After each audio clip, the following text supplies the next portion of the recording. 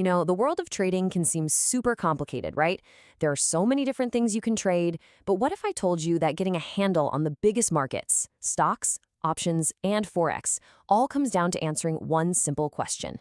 Today, we're going to cut through all that noise and get right to it. And this is it. This is the big question. Are you trading ownership, a contract, or a currency? Seriously, that's the fundamental difference between these three. By the time we're done here, you're going to know exactly which is which, and it'll all make a lot more sense. So let's dive in. So here's our game plan. We're going to start with stocks, which is probably the most familiar idea. Then we'll get into the more abstract world of options, and finally, we'll zoom way out to look at the massive global currency market, Forex. Then we'll wrap it all up by putting them side by side. Okay, first up, stocks. This one's all about ownership, real, actual ownership of a piece of a company. A stock, which you'll also hear called a share or equity, is pretty much exactly what it sounds like. You are buying a tiny fraction of a corporation. Companies sell these shares to raise money, and when you buy one, you officially become a part owner. You're a shareholder. Now, this is where it gets really interesting, and it's a super important legal distinction. See, you own these shares, but the corporation itself, which is legally treated like its own person, owns the actual stuff, like the factories and computers. This is the whole idea behind limited liability. It means if the company gets into trouble, your personal assets are safe. It's a brilliant setup. So what do you actually get for being a part owner? Well, you get rights. You get a voice. You get to vote on big company decisions. You might get a piece of the profits, which we call dividends.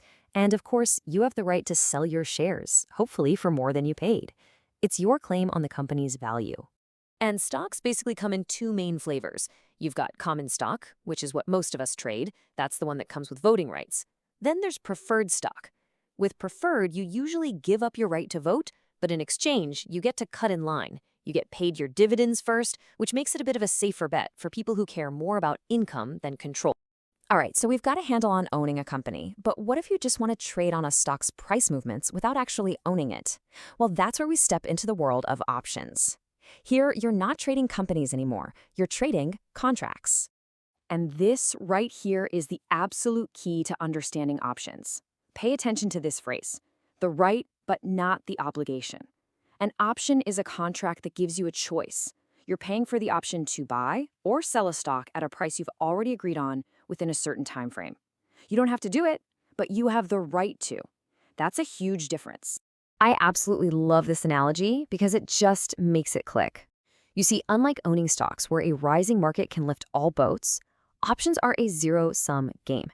It's a direct transfer of money. For every single dollar an option buyer makes, the person who sold them that option loses $1. It's a pure win-lose scenario. And options really come in two basic forms. You've got call options and put options. A call gives you the right to buy a stock. So you'd buy a call if you think the price is going to go up.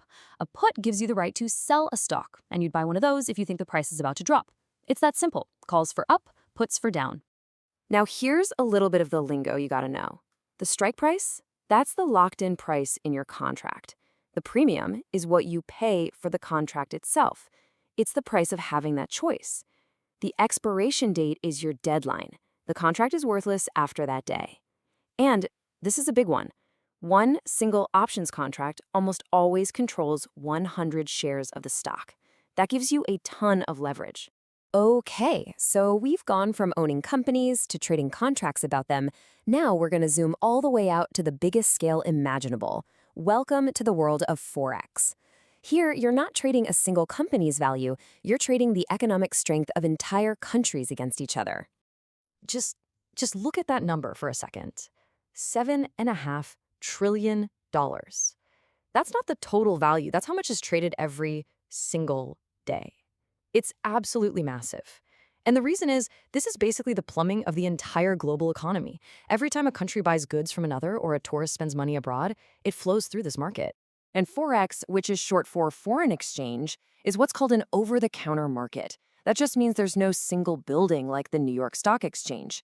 It's a huge, decentralized electronic network that connects banks, institutions, and traders all over the world, running 24 hours a day, 5 days a week. Now here's the core mechanic you have to get. You never just trade the dollar by itself. In Forex, you're always trading currencies in pairs. So when you trade something like the EUR/USD, you're making a bet on whether the euro will get stronger or weaker compared to the US dollar. It's a constant financial tug-of-war between two economies. Let's just walk through a quick example so you can see it in action.